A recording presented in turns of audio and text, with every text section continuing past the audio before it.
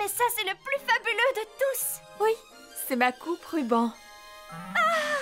Merveilleux! Alors c'est vrai, vous avez participé au grand concours avec un Skitty comme le mien? Eh oui!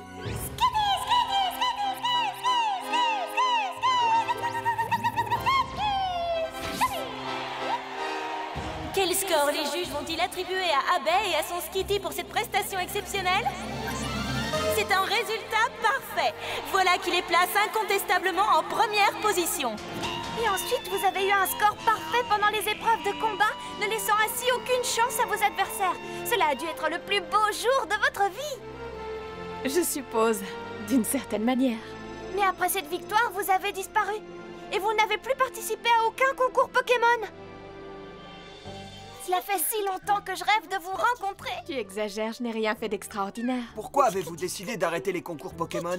Eh bien, après avoir remporté de grands concours, j'ai décidé de voyager un peu. Je voulais en apprendre plus à propos des Pokémon, mais ma victoire m'avait rendue un peu trop confiante en moi. Et lorsqu'un jour on me lançait un défi, je ne me suis pas demandé si nous étions à la hauteur, et j'ai accepté sans réfléchir. Johnny! Attaque que de fer!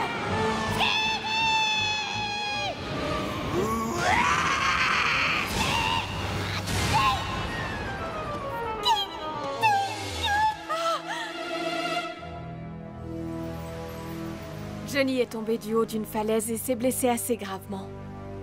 J'étais catastrophée, mais heureusement j'ai fini par trouver une clinique Pokémon. Elle était dirigée par le Dr Moss. Le Dr Moss appliqua sa thérapie par les massages de points de pression et très vite Johnny s'est remis de ses blessures pour courir comme avant. C'est comme ça que j'ai réalisé qu'il pouvait y avoir d'autres relations entre humains et Pokémon à part les entraîner et disputer des matchs. J'ai convaincu le Dr Moss de faire de moi son apprenti et de m'enseigner sa méthode de massage. J'ai d'abord dû apprendre où se trouvaient tous les points de pression et ensuite les différentes techniques de massage. Cela a pris un certain temps avant que le Dr Moss ne me laisse mettre en pratique tout ce que j'avais appris.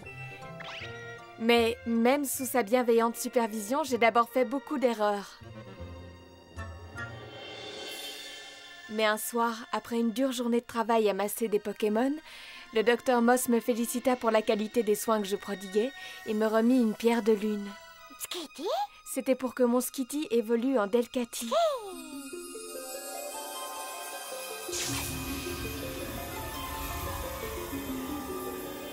Cela me fit comprendre une chose.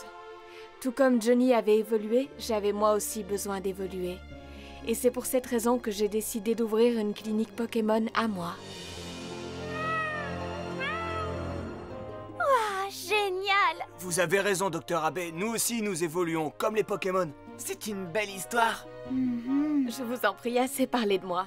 Avant que nous partions, pourrions-nous voir votre Delcatty? Oui, bien entendu. Johnny! Voilà à quoi ressemble la Delcatty.